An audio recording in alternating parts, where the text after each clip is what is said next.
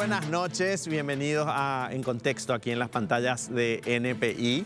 Hoy estoy reemplazando a Luis Vareiro, que bueno, ya se va a tomar unas vacaciones y me toca hacer el programa. Mañana también, mañana se va de vacaciones Estela Ruiz Díaz, así que me van a ver unos días haciendo el programa aquí en NPI. Vamos a hablar hoy de un tema que tiene mucha relevancia, mucha importancia, no solamente en el ámbito político, sino también en el ámbito económico y financiero. Las sanciones anunciadas por el gobierno de los Estados Unidos, por el Departamento del Tesoro, a través de la Embajada Americana en nuestro país, contra Hugo Velázquez, vicepresidente de la República, y contra Horacio Cartes, expresidente de la República, así como 4 empresas pertenecientes al expresidente Horacio Cartes. 2 de estas empresas están afincadas en Estados Unidos, las otras 2 en Paraguay, y por eso queremos hablar con protagonistas del mundo económico sobre las repercusiones y sobre todo las consecuencias que pueden tener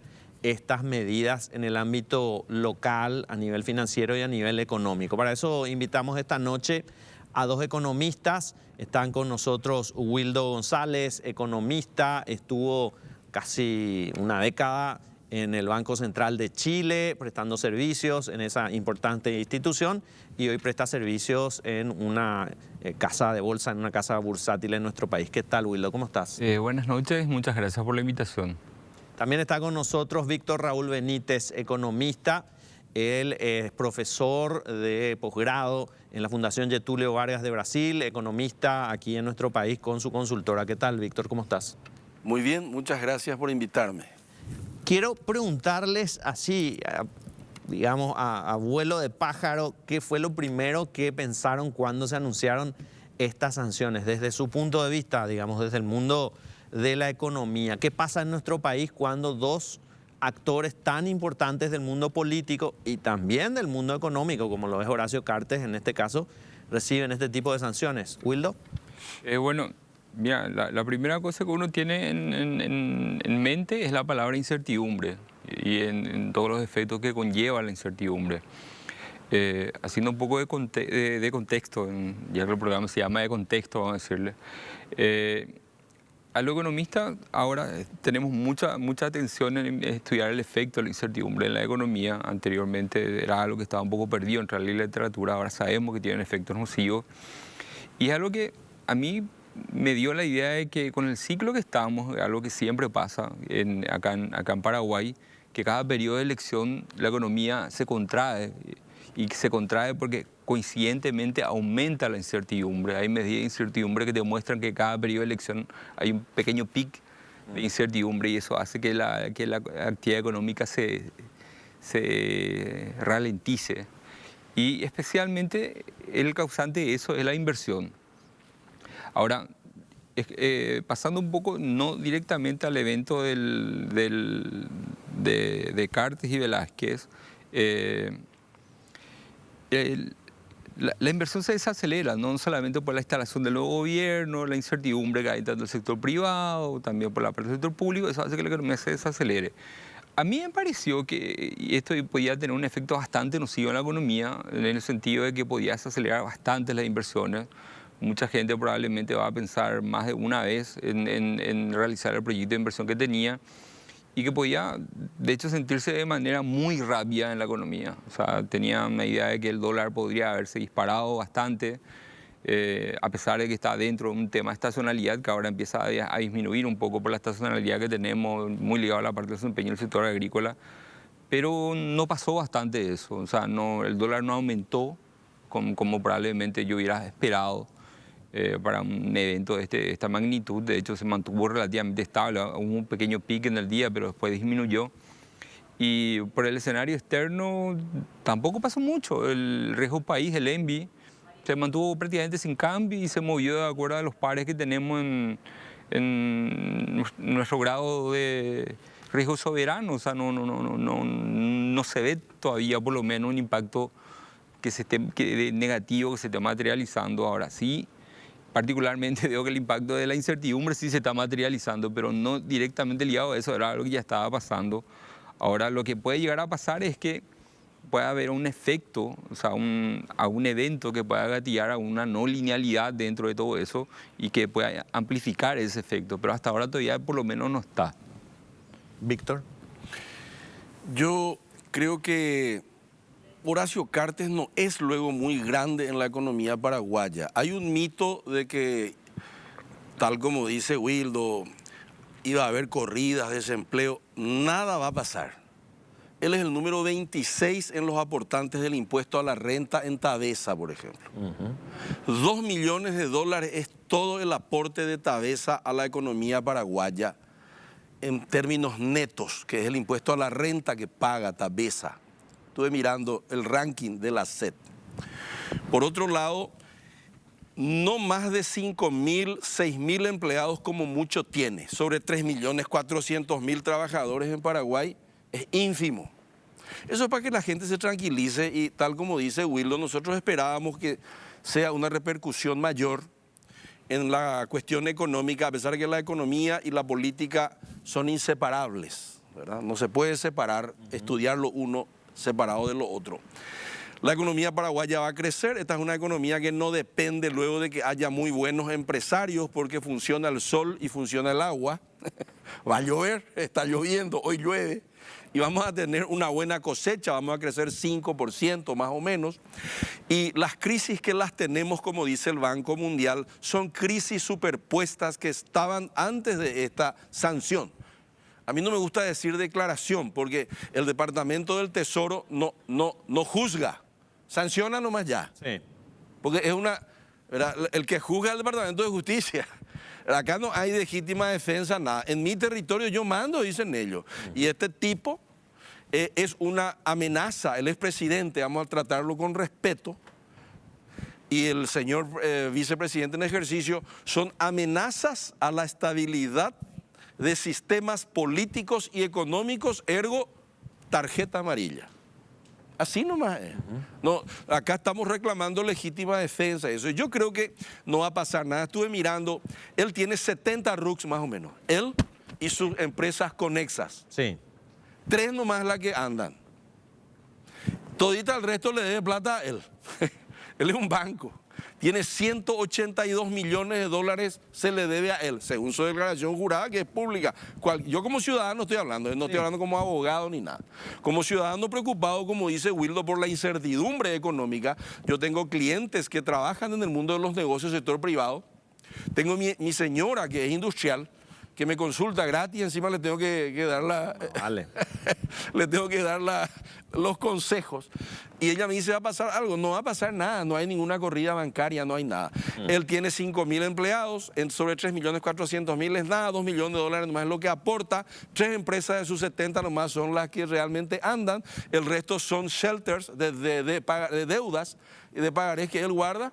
El Banco Basa no pasó nada, es un banco que tiene 2 clientes grandes nomás en depósito, donde es él e IPS. Allí puede haber un riesgo. IPS tiene buena plata adentro y dentro del mercado crediticio Basa es nada, 2% más o menos. O sea, acá, si vos lo que quería que yo te diga, esto va a temblar todo, no va a temblar nada. Al contrario. Todo tranquilo. Al contrario. Y Wildo lo acaba de decir, que él es macroeconomista, yo lo respeto mucho, mi compañero de trabajo, a veces hacemos simulaciones de onda nomás, tomando cerveza, y él me muestra sus modelos. Y él hace nowcasting, él es muy humilde nomás, que es el pronóstico de lo que está pasando conforme al pasado reciente y al futuro inmediato. Y la otra vez me mostró unos análisis muy interesantes que él tiene sobre la incertidumbre. La incertidumbre ya estaba instalada, como bien él lo dijo, por la elección y por las crisis superpuestas que según el Banco Mundial están nomás luego ya guerra, etc. Hasta ahí te puedo decir por ahora. No, de hecho, creo que trae mucha calma el análisis que están haciendo ustedes, porque nadie quiere que aquí haya inestabilidad en el mundo económico y financiero, porque las acciones que puedan haber tenido 2 actores políticos que son sancionados por el Departamento de Estado primero y por el Departamento del Tesoro después, lo menos que queremos es que nos afecten a nosotros, que no tenemos absolutamente nada que ver con eso, ¿verdad? Ahora, aún así hay que decir, esta sanción anunciada por la Embajada de los Estados Unidos genera ya más dudas que las que existían sobre la institucionalidad, que me imagino que tiene que ver en el mundo económico. Saber y confirmar que hay instituciones débiles y que estas instituciones débiles son influenciadas por hechos de corrupción, cuando hay dinero de por medio, cuando hay poder político de por medio, me imagino que no es bueno para la economía. No sé cómo lo analizan ustedes. Sí, mira, y de hecho es, bueno, en economía siempre estás en un mundo de contradicciones en el fondo. Y algo que pasa, lo que vos decís, es una señal de que nuestra economía tiene instituciones débiles. De hecho, algo de eso de que las calificadoras de riesgo recalcan bastante cada vez que viene. El que viene te recalca, te dice en la cara, sabes que tenés instituciones débiles, por eso no te puedo aumentar tu perspectiva, no te puedo aumentar tu rating. Entonces, eso es algo que sabemos.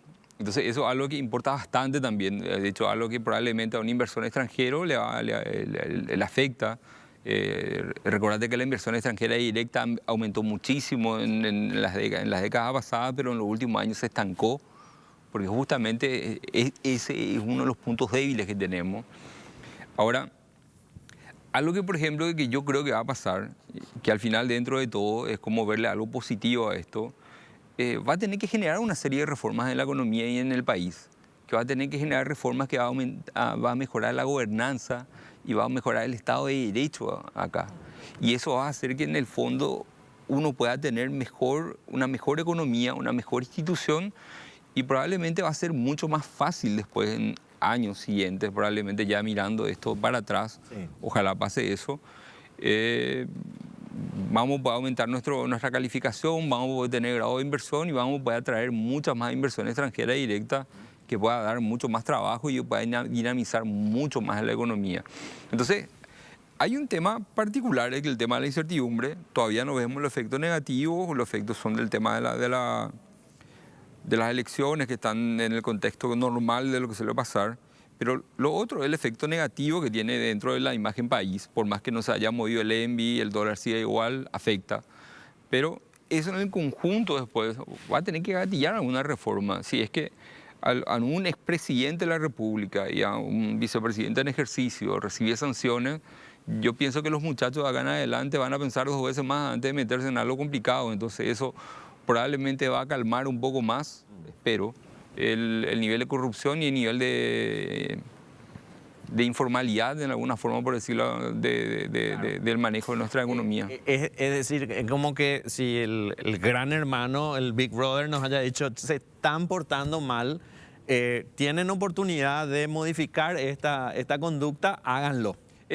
Más o menos como decir, pensar que somos un buen alumno, sí. ¿Entendés? Pero bajamos nuestro promedio de notas. ¿Por qué? Porque andábamos payaseando, mirando al techo, no sé, sí. Lo que sea.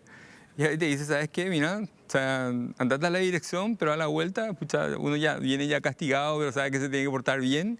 Y después el efecto de eso es que te aumente, mejoran las notas. Y 2 de los alumnos expulsados del colegio, más o menos así. No, expulsado. Todavía no lo sabemos. Víctor, ¿es una oportunidad? Sí.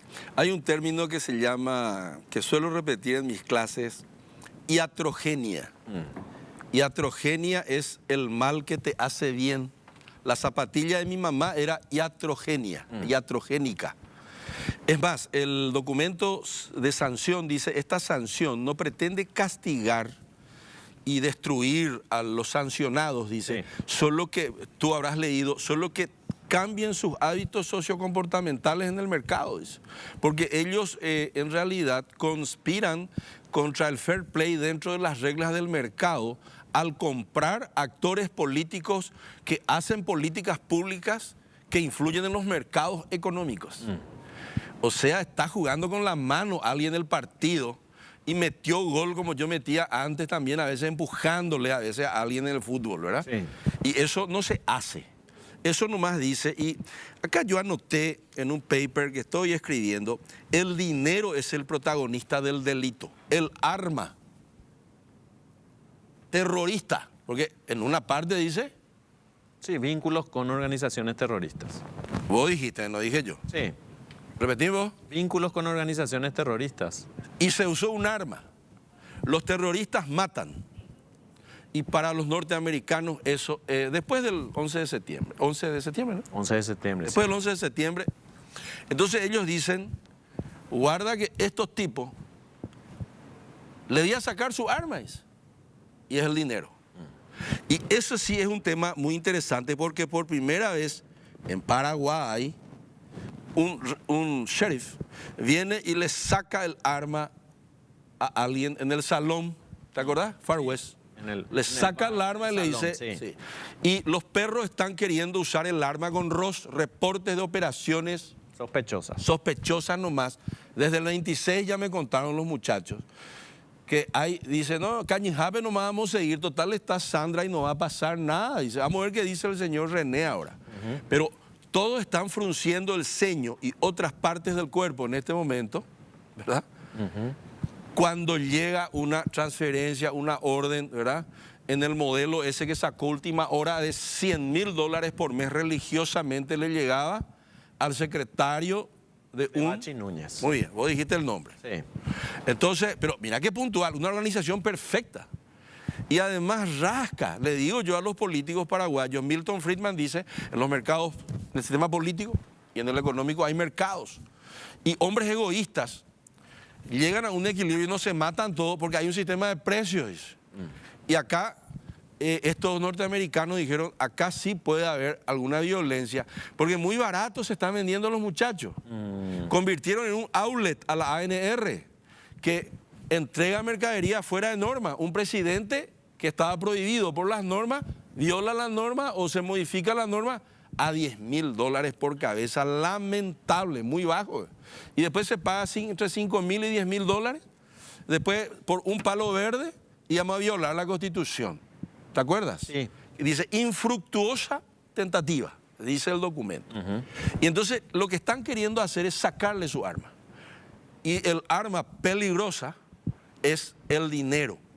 Ellos son muy concretos y cuando vino la primera, allí sí fue nominación nomás. Sí. Era semiótica pura.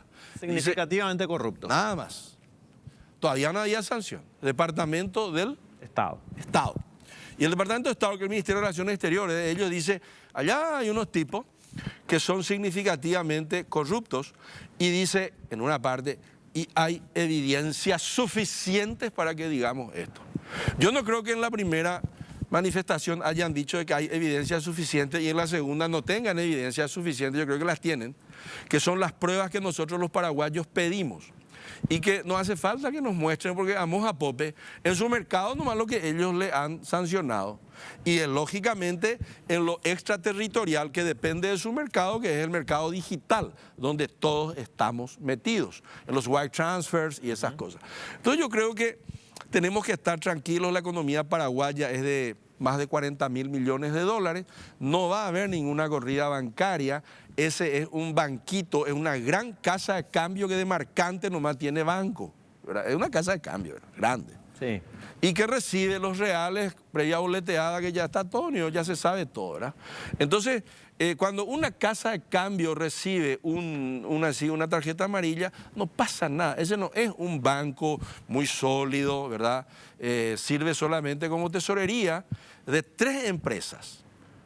Tabesa, Bebidas del Paraguay y, por último, hay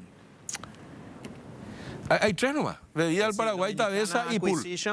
Y Bebida del Paraguay, Tabesa y el banco. Son las 3 empresas que andan. Sí.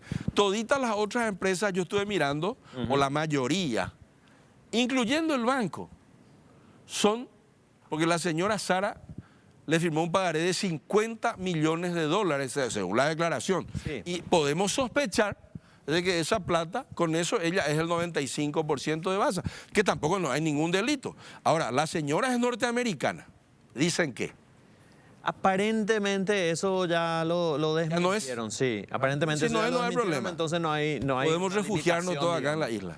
Bueno, veremos qué pasa en la isla. Vamos a hacer nosotros una breve pausa. A la vuelta de la pausa se suma vía Zoom Marcio Batilana, abogado. Él lleva causas en Estados Unidos de personas que habían sido vinculadas en su momento a investigaciones por supuesto lavado de dinero y nos va a contar cómo funciona la justicia americana. Y siguen por supuesto con nosotros aquí Wildo González y Víctor Raúl Benítez. Ya volvemos. Estamos de vuelta aquí en Contexto y esta noche estamos analizando las implicancias que pueden tener en el mundo económico y también, por supuesto, en el mundo jurídico y financiero las sanciones impuestas por el Departamento del Tesoro a dos actores políticos y en un caso también a un actor económico importante, a Hugo Velázquez, vicepresidente de la República, y Horacio Cartes, ex vicepresidente de la República, y hay que recordar, actual presidente del Partido Colorado. Estamos ahora nosotros en contacto con Marcio Batilana. Él es abogado, experto en derecho penal y financiero, conoce el sistema jurídico estadounidense y de hecho representó a personas que llevaron adelante causas en el sistema legal estadounidense. Por eso queremos consultarle a Marcio, bueno, primero, ¿cuáles son las implicancias y el proceso que lleva a una persona a ser incluida en una lista de sanción del Departamento del Tesoro, como lo es la lista de la OFAC? Marcio, buenas noches. Buenas noches, Fito, a vos, a toda la audiencia y a los señores Víctor y Wildo. ¿Cómo están? Excelente. ¿Podrías, por favor, primero hacernos una semblanza de lo que representa, digamos, estar en una lista sancionado por el Departamento del Tesoro y cuál es el proceso para esta sanción? Bueno, hay que aclarar de que el tema del sistema de listas existen varias. El Departamento del Tesoro de los Estados Unidos tiene listas en función a zonas geográficas del planeta, a actividades y en función a cierta legislación particular. Lo que nos afecta a nosotros como Paraguay hoy en día es que tenemos a dos ciudadanos que han ingresado a la lista a través de la ley Magnitsky, que es una ley del año 2012 que sanciona conductas de aquellos que hayan sido o estén siendo aún funcionarios públicos y que tengan suficientes elementos de convicción para afirmar de que han cometido algún tipo de irregularidad en materia de corrupción o de violación grave de derechos humanos. Esa misma ley tiene tres estadios. El estadio primario, que es lo que vimos el año pasado en los meses de julio y agosto, implica que el Departamento de Estado saque una declaración de que la persona, en este caso estas dos personas, Hugo Velázquez y Horacio Cartes, fueron declarados significativamente corruptos y se le retiró administrativamente la posibilidad de ingresar a los Estados Unidos con la cancelación de la visa. Sí. El siguiente estadio, ya es un estadio económico, que es lo que vimos la semana pasada, y es el Departamento del Tesoro el que toma la decisión de generar bloqueos económicos, vedando a estas personas, y entiendo que identificaron las empresas también, a que vuelvan a operar en el sistema financiero formal americano, es decir, no pueden volver a operar en dólares en ninguna cuenta financiera en el mundo. ¿Cómo se llega a eso? Bueno, tanto el Departamento de Estado como el Departamento del Tesoro tienen unos procedimientos internos de análisis de información que ellos recaban, tanto de manera oficiosa como de fuente pública y también de fuente oficial que le pueda dar los respectivos gobiernos donde tenga representación diplomática. Sí. Y en base a eso generan ellos memorándums internos donde se justifica la decisión. En el caso de la primera declaración, esta significativamente corrupto, es una declaración directa del secretario de Estado, es decir, lo que sería el canciller para nosotros. Sí, Anthony Blinken. Con cierta documentación de respaldo. Y luego, bueno, lo que pasó la semana pasada, que es la declaración de inclusión en la lista OFAC, OFAC es la Oficina de Control de Bienes de extranjeros. Esta oficina genera también todo un cúmulo documental en función a datos que va recopilando.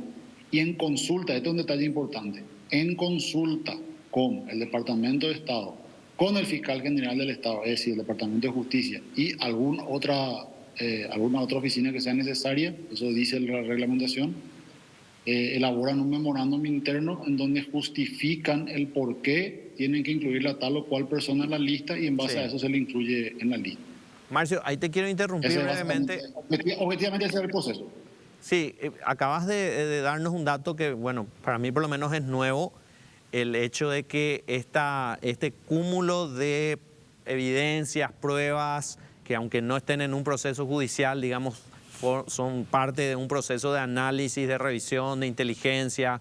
En este proceso también participa entonces el fiscal general de los Estados Unidos. Según la reglamentación, hay un decreto reglamentario, el 13818, que es de diciembre de 2017, que lo sacó el presidente Trump y lo amplió de vuelta en el 2021 Biden, con vigencia nada más.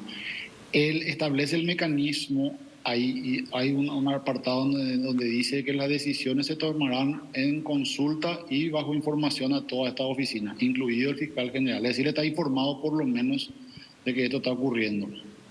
Ahí hay que hacer una pausa y no quiero yo empezar a generar ningún tipo de zozobra. El siguiente estadio sí sería, según la propia ley Magnitsky, ya procesos judiciales, en donde ahí sí se analizan pruebas, ahí sí se analizan evidencias que se puedan tener, pero eso no necesariamente quiere decir que vaya a ocurrir. Objetivamente la ley dice eso, que puede ocurrir, pero hay que entender que el sistema procesal penal de los Estados Unidos, a diferencia del nuestro, no tiene la oficiosidad ni la obligatoriedad de la investigación o de apertura de causa. ¿Qué significa eso en palabras sencillas? Es absolutamente discrecional de la Fiscalía decidir qué causa investigar o qué causa abrir o no abrir. O sea, puede que haya elementos, pero si ellos no quieren procesar el caso, no lo hacen. No es, al contrario censo, acá en Paraguay la Fiscalía tiene noticia crímenes de un hecho y debería de abrir una investigación penal sí o sí, porque eso es lo que manda la ley y la Constitución. Y para que intervenga el Departamento de Justicia de los Estados Unidos también, me imagino, debería darse en el territorio de los Estados Unidos el crimen o a través del sistema financiero de los Estados Unidos. De lo contrario, si se dio en nuestro territorio y no involucra al sistema financiero, no puede intervenir el Departamento de Justicia. Bueno, correcto tu aseveración, Fito. Mira, para que el Departamento de Justicia, hay que aclarar algo, Departamento de Justicia es el equivalente a la Fiscalía General nuestra. Departamento de Justicia forma parte del Ejecutivo en los Estados Unidos. El judicial o judiciary, como le llaman ellos, es el poder judicial, que son los jueces, eso es totalmente aparte, simplemente para una cuestión conceptual. Sí, en respuesta a tu pregunta, para que el Departamento de Justicia, es decir, los fiscales tengan competencia para investigar un posible delito, basta y es más que suficiente con que se haya utilizado algún tipo de transacción en dólares en cualquier parte del mundo, porque eso toca la corresponsalía en el territorio americano, es decir, sea en Nueva York o sea en San Francisco, Los Ángeles, dependiendo del lugar del mundo donde se da la transferencia, toca algún corresponsal. Cualquier operación en dólares a través del sistema financiero. Si lo hacen en efectivo... A través del sistema financiero, claro. Efectivo otra cosa, no, eso no tiene nada que ver. Acá hay que aclarar bien, acá lo que se le vedó a los dos ciudadanos paraguayos la semana pasada es: ustedes no van a poder volver a operar en el sistema financiero formal. Traducción: cuentas bancarias, tarjetas de crédito de origen que tengan origen en Estados Unidos, transferencias, giros, pagos, etcétera. Eso es lo que no van a poder volver a hacer. Sí. Ni a título personal, ni a través de terceros, ni de indirectos. Toda esa aclaración está hecha. Y lo interesante de esto también, Fito, es de que, si te fijas, hay dos excepciones que le dieron unas reglas 5 y 6 en el comunicado. Y son literalmente las 5 y 6 que existen. Son 6 excepciones nomás que existen a la regla de la lista OFAC a hoy día. Las otras 4 son también así de sanciones específicas a otras personas que le dieron, bueno, y son bastante similares. Tenés tanto plazo para liquidar esto y mientras dure ese plazo vas a poder seguir haciendo, no se te va a tener en cuenta ni en contra cualquier transferencia que vos hagas o pago que hagas, porque son siempre cuando sea destinado a liquidar la sociedad. Claro. Y a partir de la fecha que venza, que es el 28, ya estarías en irregularidad. Eso no quiere decir que el 28 alguien va a ir preso si hace algo. No, a partir de ahí empieza tu riesgo de ser controlado. Lo otro, Marcio, que quería hacer hincapié es en el tema de las pruebas, porque hoy se está planteando, y aquí ya lo plantearon también antes Wildo y Víctor Raúl, hoy se está planteando como que Paraguay no tiene pruebas de de la decisión que está tomando Estados Unidos, y en realidad son decisiones administrativas que basan ellos en base a lo que dicen sus agencias, tanto de inteligencia, de tesoro, las agencias financieras. Esto se basa en pruebas que ellos tienen y que las van a utilizar en caso de que se dé un proceso civil en Estados Unidos. No lo van a hacer de otra forma. Bueno, te respondo eso. De que ellos hablan de lo siguiente: los estándares que dice la normativa es necesitamos suficientes elementos de convicción. Esos elementos de convicción es una valoración netamente subjetiva de la normativa americana. Es decir, si lo que para ellos les basta es, por dar un ejemplo, simplemente para el ejemplo, Sí. Fito, le basta una tapa de diario y le basta que eso esté corroborado con que alguien venga y manifieste verbalmente y te dicen eso para mí es suficiente prueba de lo que se está diciendo, o sea, suficiente evidencia, fantástico. Esa es la valoración que ellos le dan.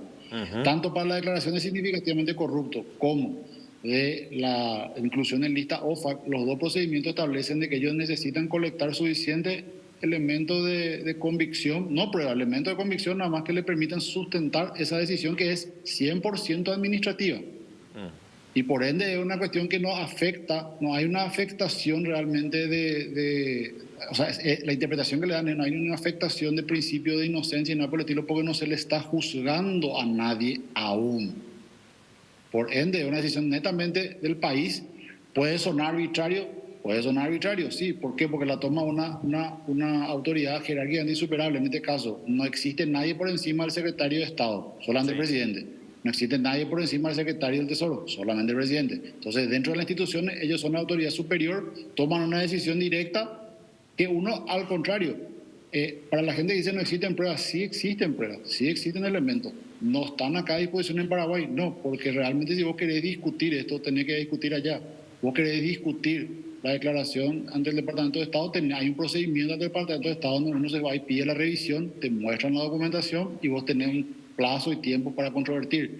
Lo mismo ocurre con el listado OFAC. Si vos llegás a estar en el listado OFAC, que vos llegás a estar inclusive por homonimia a veces, porque ha pasado esto, me consta, vos tenés la posibilidad de hacer un pedido de reconsideración, arrimar la documentación que vos tenés, que crees que justifica el por qué se equivocaron, y ellos tienen un procedimiento que demora entre 6 meses a 18 meses más o menos en promedio. Eso varía caso por caso, no es absoluto, en donde ellos revisan y si realmente se dan cuenta de que hubo un error o que se exageró o lo que sea, revierten la decisión. Y te lo digo por experiencia personal. Yo he representado a ciudadanos paraguayos en procesos en Estados Unidos en donde los hemos terminado desvinculando lo de supuestas investigaciones de lavado de dinero, en donde nos fuimos y demostramos que no tenía ninguna conexión. Ellos se equivocaron, los propios fiscales y el FBI se equivocó, o sea, tenían una información incompleta, completaron la información y se dieron cuenta, bueno, está bien, pedimos disculpas, objetivamente obramos mal, no pasa nada acá, vuelvo a su país, no pasó nada, no tuvo preso, no le pasó nada a mi cliente, no quiero mezclar las cosas, porque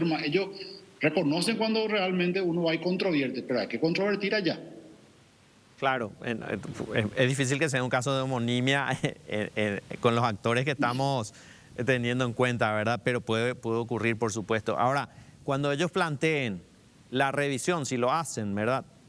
¿Cómo se hace esto, Marcio? ¿Lo hacen ante una corte, un juzgado? ¿Estas pruebas son públicas? No, es directo ante el Departamento del Tesoro, no es público, un proceso solamente de interpartes. Sí. Inicialmente el Departamento del Tesoro te dice que no requerís un abogado in situ porque puede hacerlo online, pero recomiendan tener abogado. Y en caso que ya estés en la lista, obviamente tu abogado americano y él como ciudadano americano está vedado de proveerte servicios y de recibir dinero tuyo. Entonces, la solución es que en el caso de que se contrate un abogado, el abogado tiene que gestionar una licencia ante la OFAC para que la OFAC diga, ok, Fito Cabral que está en la lista, perdón que te use ejemplo, pero para el ejemplo más, Fito. Sí. Fito Cabral que está en la lista, me quiere contratar a mí, Marcio Batilana. Marcio Batilana me dijo, mira, él está en la lista, autorizame a que me pague, porque si no también yo voy a entrar en la irregularidad. Claro. Y la OFAC saca toda una certificación para que la persona pueda litigar ante OFAC. Ahora, en el caso de Horacio Cartes, es él y hay otras 4 empresas que, bueno, figuran como personas jurídicas en la lista de OFAC. ¿Qué pasa con el resto de las empresas que tienen algún vínculo con Horacio Cartes? Si la participación accionaria es minoritaria, es digamos, 5, 10, 15% en el caso de Horacio Cartes? Eso hay que ir viendo caso por caso y me reservo la respuesta, Fito, porque como no conozco la estructura ni tampoco soy asesor del grupo ni quiero hacer ninguna valoración de trabajo ajeno. Entonces, Correcto. se va a tener que ir viendo caso por caso. Lo único que sí te puedo garantizar es de que Horacio Cartes como tal no puede hacer ningún tipo de operación en moneda americana. Eso no le veda que se haga en otra moneda local de otro país, sea guaraní, peso, o real, o no sé.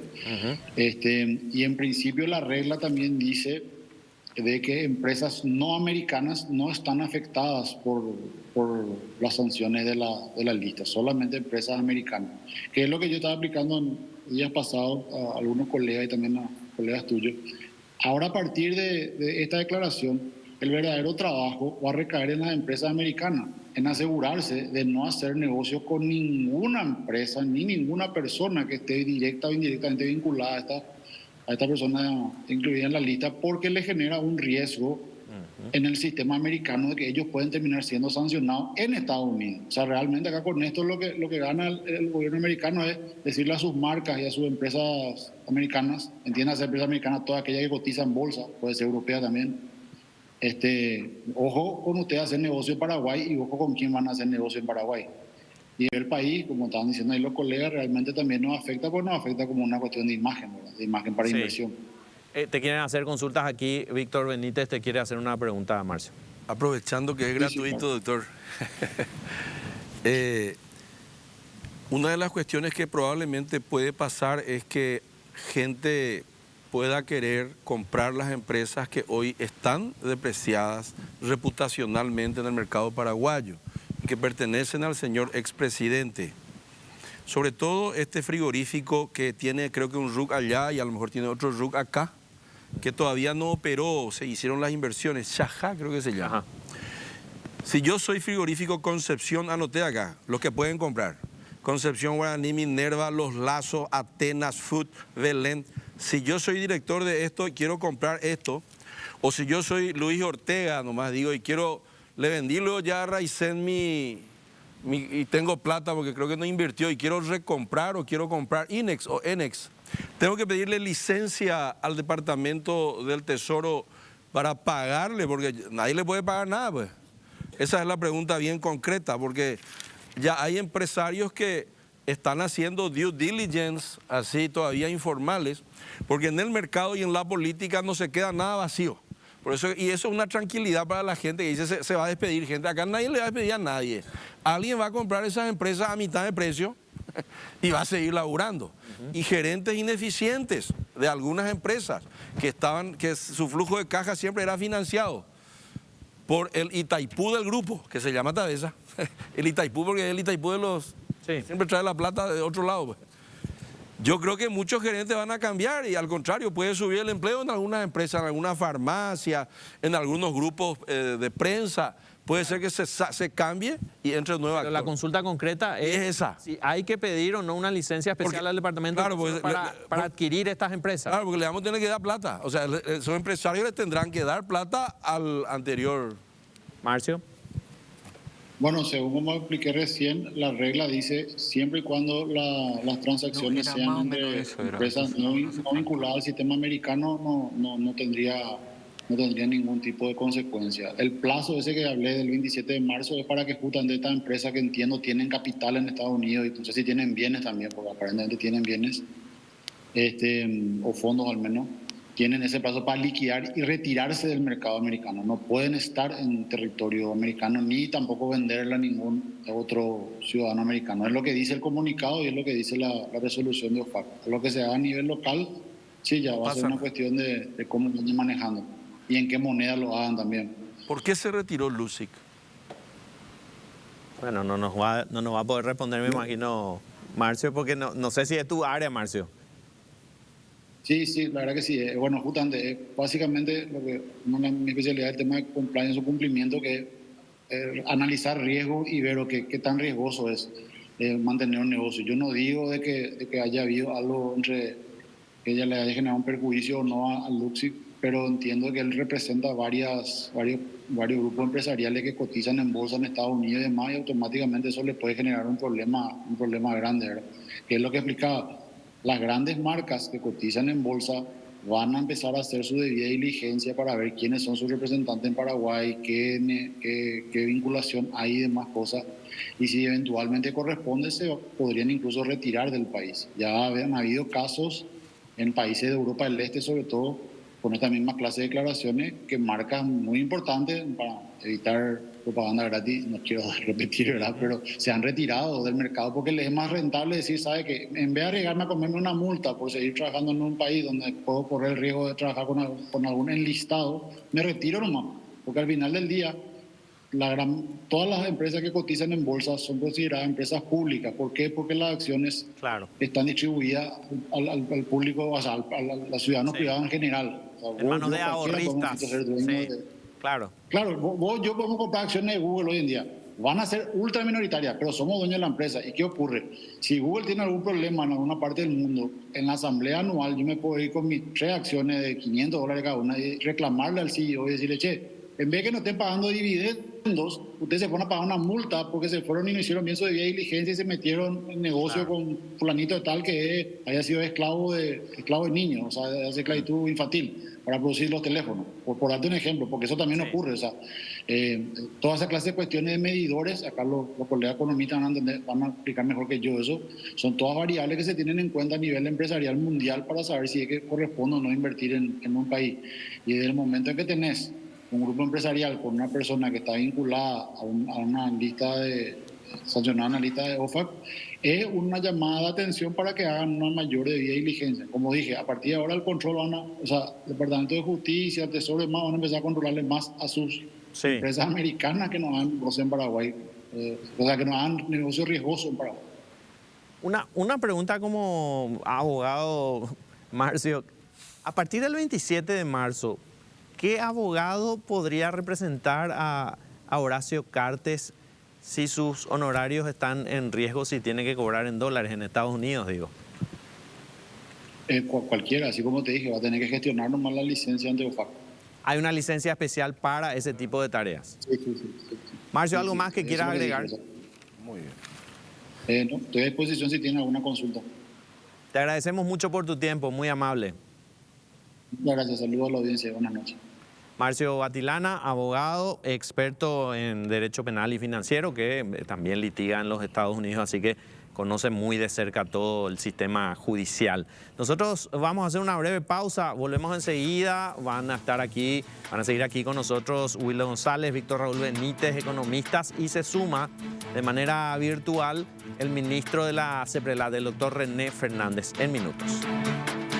De vuelta aquí en Contexto, analizando las implicancias de las sanciones anunciadas el jueves pasado por el Departamento del Tesoro de los Estados Unidos contra Hugo Velázquez, Horacio Cartes y 4 de sus empresas. Recién hablábamos con Marcio Batilana, abogado, experto en el tema jurídico y financiero que litiga en los Estados Unidos y que conoce bastante de cerca cómo funciona el sistema de justicia. Y le quería preguntar aquí a Wildo González y a Víctor Raúl Benítez, economistas ellos, respecto a la inversión extranjera directa que tenga algún tipo de vínculo principalmente con Horacio Cartes, sancionado e incluido en la lista de la OFAC, sin dar nombres de las empresas multinacionales que están ligadas en algún tipo de sociedad con Horacio Cartes. ¿Cuál sería el comportamiento, digamos, normal de estas empresas ante esta sanción? Wildo. Bueno, ahí va a depender mucho probablemente de la decisión particular de las empresas, pero lo que te dice el sentido común es que probablemente van a empezar algún tipo de trámite para tratar de reducir la participación en esa empresa o tratar de hacer una especie de venta o traspaso a una figura un poco más no expuesta a ningún tipo de sanción, especialmente ligada a la parte a lo que justamente me mencionó antes Batilana. Ahora, lo que sí puede llegar a pasar también es un tema de que muchas empresas probablemente no están directamente relacionadas con el mercado americano. Entonces, hay muchas empresas que probablemente no veo necesidad de que tengan que ser traspasadas, vendidas o que tengan un tipo de movimiento en el fondo, pero ahí hay que ver, o sea, yo creo que eso va a depender mucho también de cómo el mercado se porte, de cuál va a ser la decisión del grupo Cartes, va a depender mucho también de una serie de factores también relacionados a la parte de cómo están los mercados, especialmente para tratar de conseguir financiamiento, obviamente. No hay que salir a la vuelta de la esquina a encontrar dinero como para comprar una empresa X en particular. Entonces hay que ver también cómo está la condición del mercado local e internacional que pueda llegar a financiar eso, en el fondo. A pesar de que pueda haber personas o empresas que tengan bastante liquidez para poder hacer eso. Víctor, vos recién mencionabas en el bloque anterior que hay empresarios locales que están haciendo el due diligence, que es el proceso de cumplimiento, analizando, me imagino, pros y contras, fortalezas, debilidades. Creo que informalmente todavía no comenzaron un debido proceso, pero un due diligence simulado. Estoy leyendo acá, para no dar nombres de las empresas como tú dices, pero de esta se puede dar nombre porque publicó, pues. Sí. INEX o INEX dice así: tomamos la inmediata decisión de adoptar las medidas para terminar la sociedad con el grupo Cartes en INEX, dice. Debido a su participación en corrupción desmedida que socava las instituciones democráticas. Cita literalmente. Es muy grave que tu socio diga esto de vos. Sí. A veces tu socio te pone en paño frío, dice. Yo creo que ellos tienen compliances, como dijo el doctor, de gobernanza corporativa muy exigentes, que hacen que tanto, es prácticamente un copy-paste hicieron. Exacto. De INEX con el otro que se llama Bebidas del Paraguay. CCU, creo que sí. CCU. Sí. CCU y INEX, los dos dicen igualito. Yo creo que los abogados fueron, pero eso fue en horas de la tarde del 26 de enero. El mercado financiero y el mercado de la aviación. Hablo de eso porque acabo de embarcarle a mi hija al Brasil y dije, Dios mío, estos aviones, ¿cómo volarán? Y me dice mi hija, el mercado de la aviación es el más regulado del mundo. Tranquilo, nomás papá, vamos a llegar a San Pablo. Está mi nieta con ella. O sea que ese es el nivel de exigencia. El mercado financiero y el mercado de la aviación son las dos industrias más reguladas del mundo. Por algo debe ser. Por eso es que estas dos empresas toman su decisión a horas, porque los compliances son muy exigentes. Yo creo que hay empresarios paraguayos que tienen también gobernanza corporativa porque emiten deuda. En la bolsa paraguaya ya es muy exigente. Sí. Y que van a tener que mirar un poco cómo se hace para comprar algunas empresas, porque no todo lo que tiene el señor Cartes es leproso, no. Es decir, muchas son empresas importantes. Él lo que pierde es su reputación, pero como dijo el abogado, ahora entendí. No te estamos todavía castigando, queremos que cambie tu conducta, dice inclusive el comunicado de la sanción. Y el abogado dice, ellos son muy discrecionales, puede que sí, o puede que no le lleguen a la justicia. Entonces le van a dar vida todavía a estas empresas, solo que reputacionalmente dentro del mercado financiero, que es muy exigente en los compliances, está aferrado, como dicen en el Brasil. Está en contacto con nosotros el ministro de la Secretaría de Prevención del Lavado de Dinero, doctor René Fernández, porque queremos consultarle las implicancias de estas sanciones recientemente anunciadas por el gobierno de los Estados Unidos. Doctor, nos acompañan aquí en el piso Wildo González, economista, Víctor Raúl Benítez, economista. Te damos la bienvenida y queremos primero que nos comentes desde CEPRELAT cuál es el análisis que hacen de estas sanciones a dos actores políticos muy importantes como Hugo Velázquez y Horacio Cartes. Bueno, en ese sentido hay que recordar un poco que la CEPRELAT es la coordinadora nacional, lidera la política nacional antilavado de dinero y contra el financiamiento del terrorismo. Y en ese sentido contamos con un ordenamiento jurídico, normativo e institucional que está organizado, que prevé este tipo de situaciones. Entonces, el análisis que nosotros estamos haciendo es justamente el que corresponde a cualquier situación de alerta que se genera en el sistema en este tipo de circunstancias.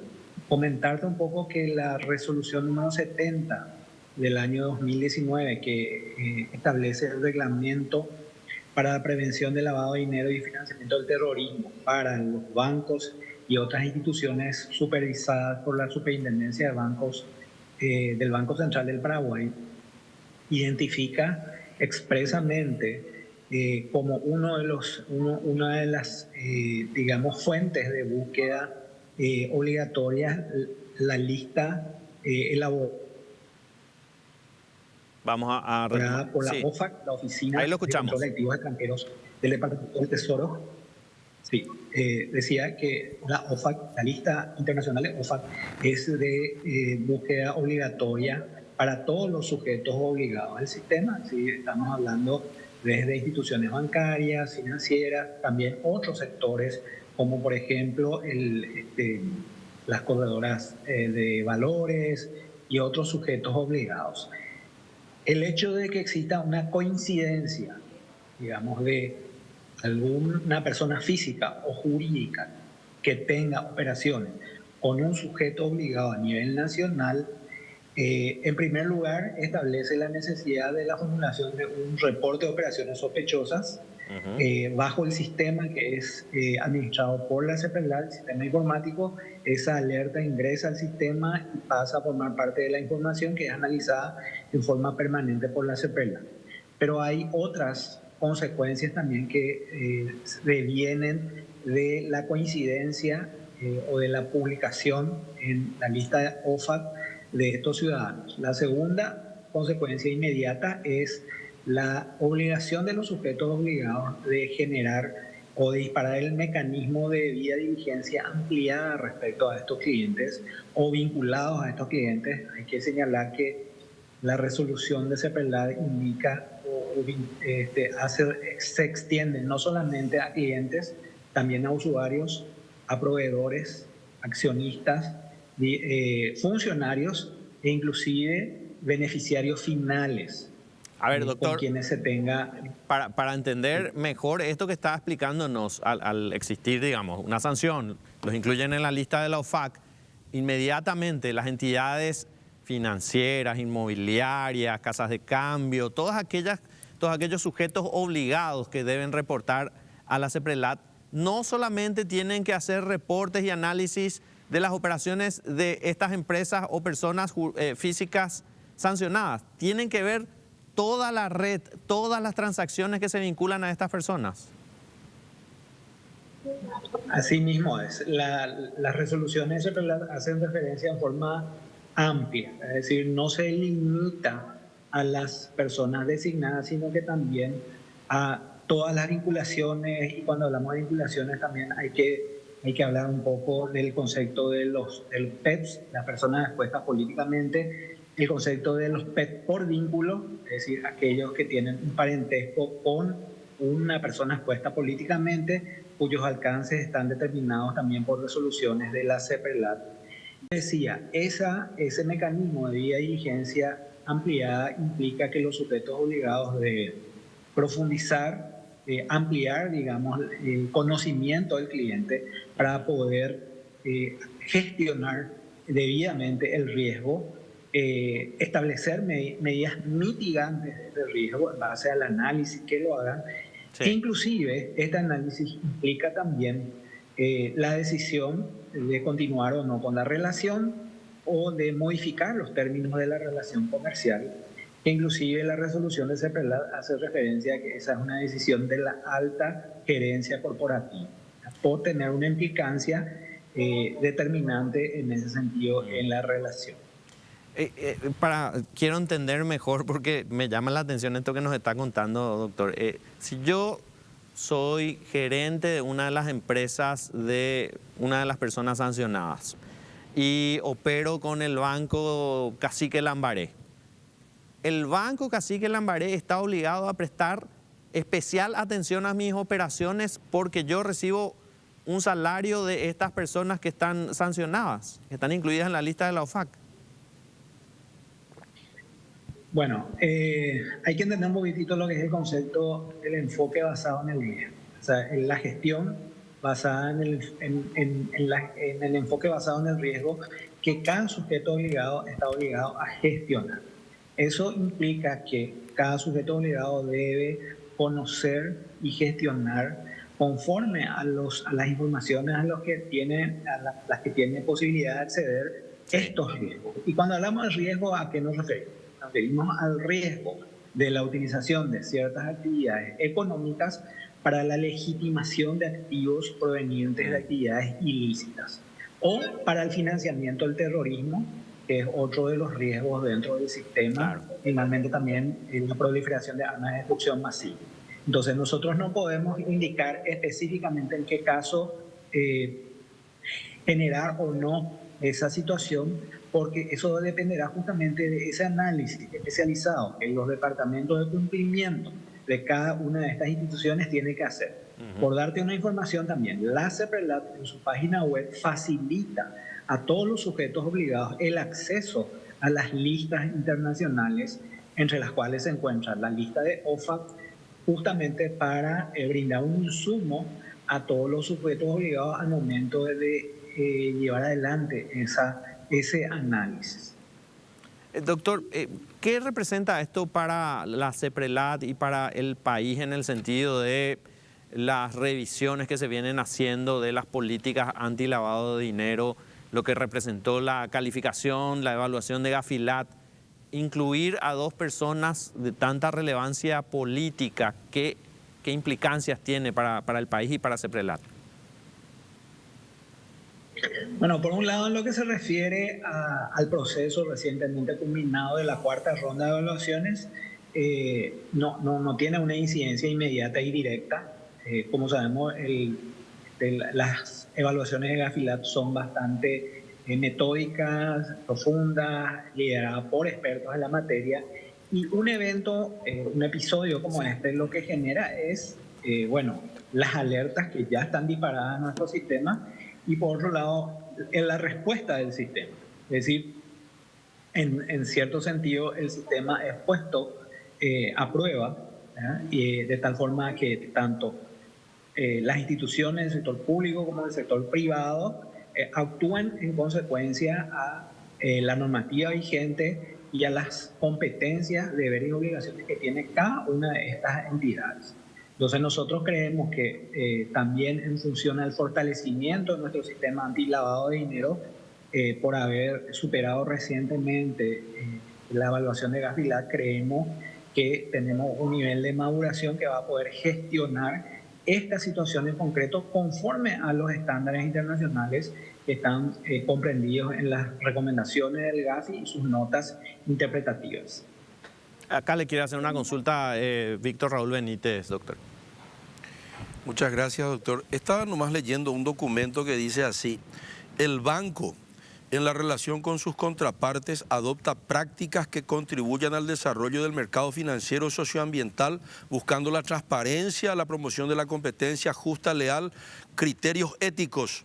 Con posterioridad, toda vinculación estratégica de cualquier contraparte con nuestro banco, dice, se realizan validaciones de control de listas de OFAC y CEPRELAT, firma Banco Basa. O sea, el Banco Basa no le puede contratar mañana, por ejemplo, a Hugo Velázquez como abogado porque estaría en la lista de OFAC, o como asesor financiero al señor Cartes. ¿Eso qué tiene que ver con la CEPRELAT? Porque también la CEPRELAT dice que ellos consultan a ustedes, los señores de la CEPRELAT, señor ministro, para que el Banco Basa tenga cualquier relación con cualquier contraparte dentro del ecosistema, del sistema financiero, si está en la lista de CEPRELAT o está en la OFAC. ¿Qué implicaciones tiene esto ahora que aparentemente la hermana de uno de los que está en la OFAC? ¿Qué implicaciones tiene esto, señor ministro, desde su punto de vista, para ustedes controlándole a Basa? Bueno, justamente mencionaba, ¿verdad?, que en la resolución número 70, que es el reglamento de aplicación obligatoria para todos los bancos y financieras, se encuentra justamente la verificación obligatoria durante toda la relación comercial de listas internacionales, entre las cuales se encuentra la de la OFAC. Por dar un ejemplo, probablemente en cualquier institución financiera o bancaria, si una relación va a ser iniciada con posterioridad a las sanciones publicadas por la oficina, la OFAC, probablemente la entidad no va a iniciar esas relaciones, es decir, va a rechazar llevar adelante negocios. Y en eso hay bastante coincidencia, probablemente no haya ninguna duda, salvo que la entidad tome una decisión empresarial fundada en evidencia y en dictámenes que bueno, en caso de que posteriormente exista algún tipo de situación, tenga la solvencia suficiente para justificar que ante la designación en la lista OFAC se haya iniciado de todo modo la relación. El problema generalmente se da, digamos, la situación más común sería el caso de aquellas personas físicas y jurídicas que luego de haber sido incluidos en la lista mantienen o tenían anteriormente relaciones comerciales con un sujeto obligado. Y ahí es donde el sujeto obligado tiene esas obligaciones de debida diligencia, y entre las obligaciones de debida diligencia, durante la vigencia de toda la relación, está la de la verificación de las listas internacionales y, bueno, y las acciones que tiene que tomar en caso de la existencia de una coincidencia. En este caso hay un match con la lista OFAC y ese sujeto obligado deberá tomar, por un lado, las medidas mitigantes respecto al riesgo y, por otro lado, también la decisión empresarial de continuar o de cortar la relación. Ministro, ustedes desde CEPRELAT tienen relaciones de cooperación con sus pares de distintos países y me imagino que una relación principalísima con los organismos de prevención del lavado de dinero, contra terrorismo en Estados Unidos. A raíz de esta sanción y lo que dice la declaración del Departamento de Estado cuando vinculan a Horacio Cartes y Hugo Velázquez o a sus enviados con grupos terroristas y pago o recepción de sobornos, cuando hablan de pago de sobornos a legisladores durante periodos bastante extensos, y cuando hablan de prácticas de corrupción, de tráfico de influencias, de licitaciones con el gobierno, ustedes a partir de ese momento hacen también un análisis, incluyen a otros actores en esta vigilancia que puede llevar adelante CEPRELAT. Además de eso, ¿llevan adelante alguna acción ante el Ministerio Público luego de que se haya dado esta declaración? Sí, para nosotros están disparadas las alertas. ¿Qué implica eso? Que estamos recibiendo reportes de operaciones sospechosas de los sujetos obligados. También tomamos conocimiento, porque es una declaración pública, de los hechos que son mencionados, y el análisis que estamos haciendo es, digamos, vinculado a informes anteriores que ya hemos elaborado, que tienen que ver con estos hechos que ya han sido comunicados al Ministerio Público. Entonces, un poquitito la decisión estratégica que estaremos tomando una vez concluido este análisis es sobre la necesidad de la formulación de nuevos informes de inteligencia financiera basados en hechos nuevos o informes complementarios de los informes de inteligencia ya presentados con anterioridad al Ministerio. Última consulta, ¿ustedes reciben información de los Estados Unidos? Sí, nosotros formamos como UIF parte del sistema regional y el sistema global que está liderado, ¿verdad?, por el GAFI, en el caso regional con el GAFILAT, y hay un organismo que es denominado el grupo ECMOM, que es una instancia digamos, de transmisión de información de inteligencia entre las distintas unidades de inteligencia financiera del mundo. Esa es la instancia principal donde se comparten las informaciones con otras unidades de inteligencia financiera del mundo, sin perjuicio de que también podemos hacer, digamos, podemos compartir información en forma directa con otras UIs del mundo, ¿verdad? Y particularmente lo que se refiere a los Estados Unidos, con FinCEN, tenemos relaciones y tenemos vínculos, digamos, oportunidades de cooperación en este y en otros casos.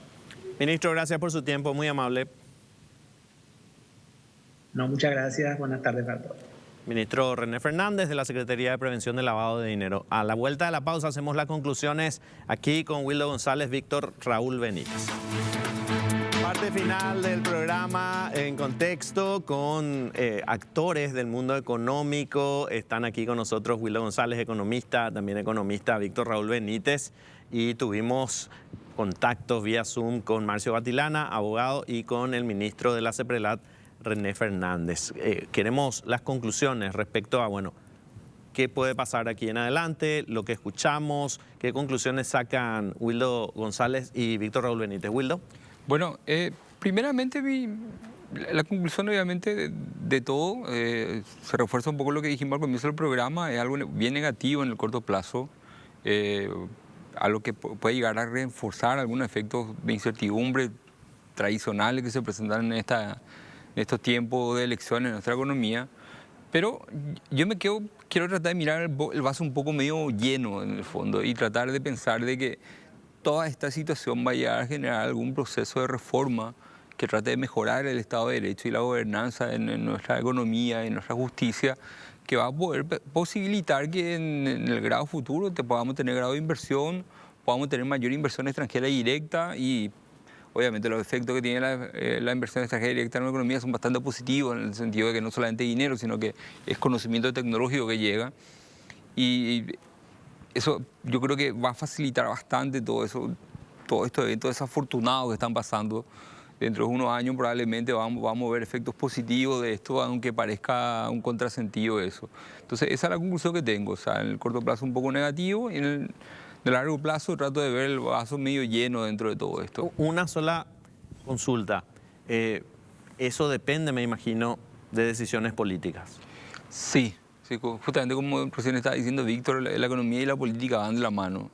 Entonces va a depender mucho también del desarrollo político y de cómo se vaya desarrollando. También tener, aparte de todo eso, tener la incertidumbre cómo va a quedar el Parlamento con el nuevo sistema de votación que tenemos. Entonces hay demasiados elementos de incertidumbre que no te permiten tener la certeza de lo que te va a pasar en el corto plazo.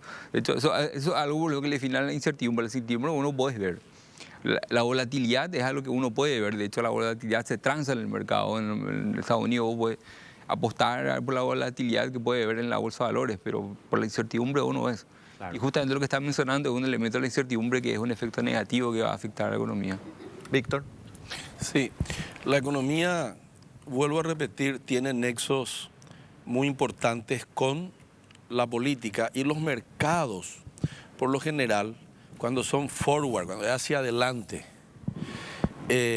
son mercados que constituyen relaciones de poder, representan a relaciones de poder. No existe ese libre mercado de Adam Smith, ¿verdad? Gran cantidad de oferentes, demandantes, en gran medida son relaciones de poder, más aún en el Paraguay, donde lo que existe es el cronicapitalismo, capitalismo de secuaces, que es mi teoría, luego ando predicando mucho eso, ella se ríe, Wildo, que es un capitalismo en donde los que cooptan el poder político son fuerzas económicas que hacen eso para crear normas e incumplirlas. Y con ese incumplimiento de esas normas ellos obtienen preponderancia en el mercado, mayor market share, etc.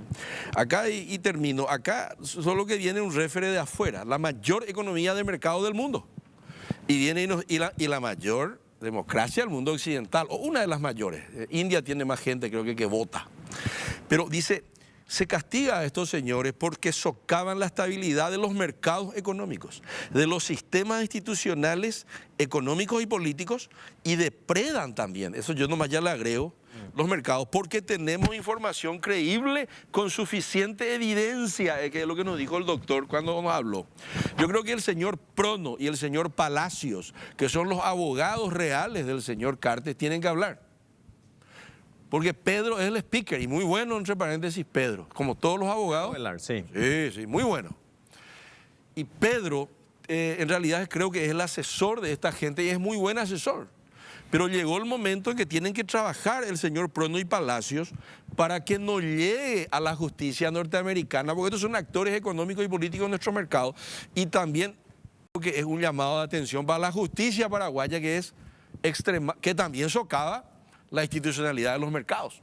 Entonces, eso es un poco mi conclusión. Ya es hora de que los abogados del señor Cartes, que le conozcamos quiénes son y que hablen y que le defiendan al señor Cartes como deben defenderle. Bien, les agradecemos por la presencia esta noche aquí y yo quiero agregar algo. A mí me llama poderosamente la atención que el presidente del partido político más poderoso del país no hable después de haber sido sancionado por los Estados Unidos. Horacio Cartes no hizo declaraciones hasta hoy de lo que implica esta sanción contra su persona y contra sus empresas. Y eso es muy llamativo. Cuando un actor político se mantiene en silencio, eso tiene que llamarnos la atención. Una yapa. Una yapa. Yo lo que le pregunto a mis amigos colorados, que tengo muchos, Sí. es si el señor sancionado, expresidente, que es un activo de la nación paraguaya, debería estar fundando una fundación. Así son los que se retiran, ¿verdad? Es más importante que el Partido Colorado, porque veo que muchos colorados lo defienden, muchas coordinadoras coloradas lo defienden, y me da la duda de si es más importante que el señor Cartes no sea sancionado o lo que fuere, que el propio Partido Colorado, que es un partido glorioso, que es el partido de mis abuelos. ¿Alguna yapa, Willow? No. Bueno, ya que estábamos generosos. Nosotros nos reencontramos mañana aquí en Contexto.